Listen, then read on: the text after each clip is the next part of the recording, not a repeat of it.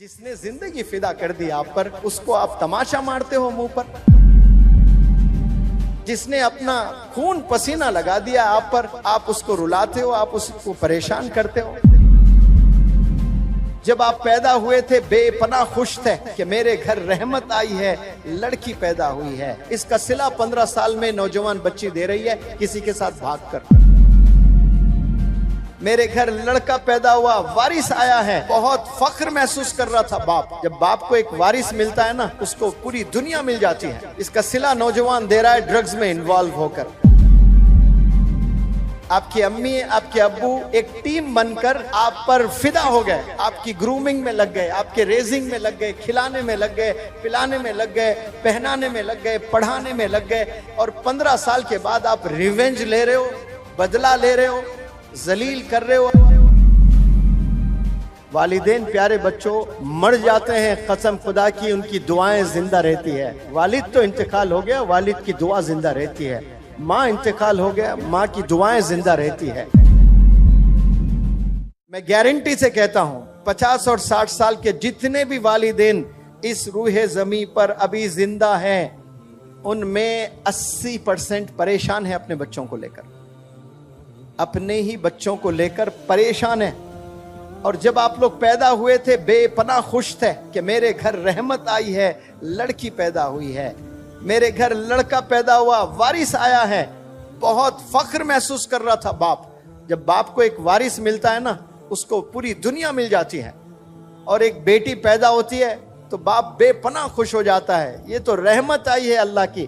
बेपनाह पैसे नहीं थे, कहां कहां जाकर दूसरों से उधार लेकर दावतें करने लगा।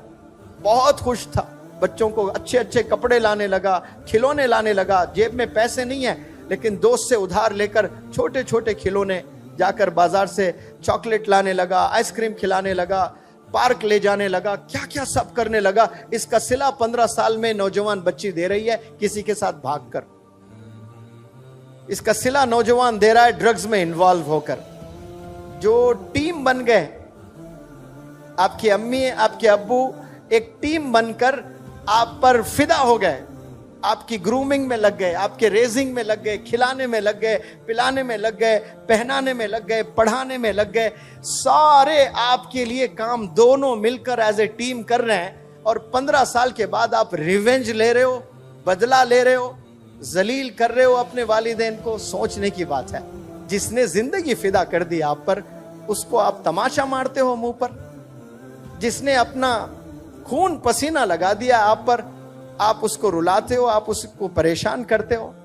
सोचे थोड़ा सा आप, अकेले तन्हा कभी ऐसा भी सोचे, जैसा आप सोचते हो वैसा तो सोच रहे हैं, सब सोच रहे हैं। कभी आप मैं जो बोल रहा हूं ना, उस पॉइंट ऑफ व्यू से भी सोचिएगा।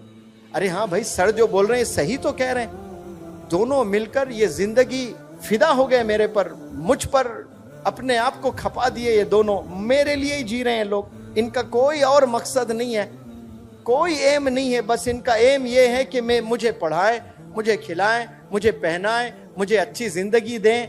और वापस मैं क्या दे रही हूं मेरे अब्बू को, मेरे अम्मी को? मैं जलील कर रही हूं। मस्जिद जाने डर रहे हैं मेरे वालिद नमाज को लिए। क्यों? मैंने ऐसी घिनौनी हरकत कर दी कि मस्जिद में जाकर नमाज पढ़ने बाप डर रहा है, शर्मिंदगी से चेहरा नहीं दिखा पा रहा है। थोड़ा सा इमेजिन करें, आपके वालिद है, मस्जिद में नहीं जा पा रहे, वहां जहां बचपन से नमाज पढ़ा करते थे। आज आपने ऐसी हरकत कर दी जो वालिद मोहल्ले में किसी के मुंह दिखाने लायक नहीं रहे। आपकी हरकतों से ड्रग्स में इन्वॉल्व, शर्म आ रही है बाप को। गलियां बदलकर दूसरे गलियों से जा रहा है।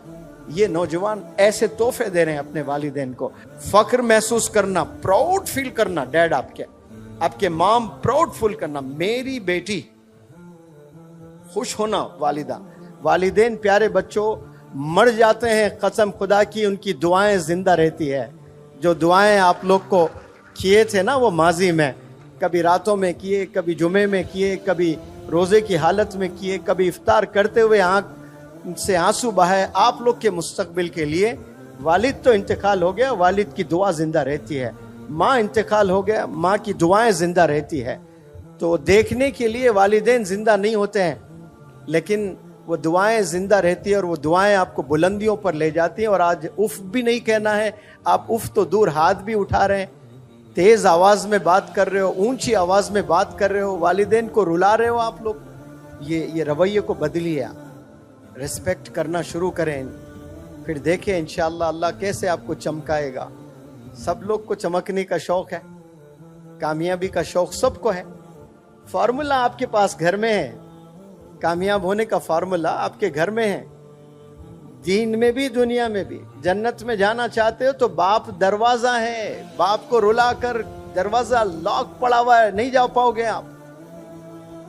ماں کے قدموں کے نیچے جنت ہے, ماں کو رلا کر, ماں کو ستا کر جنت کے خواب نہ دیکھا کریں آپ لوگ.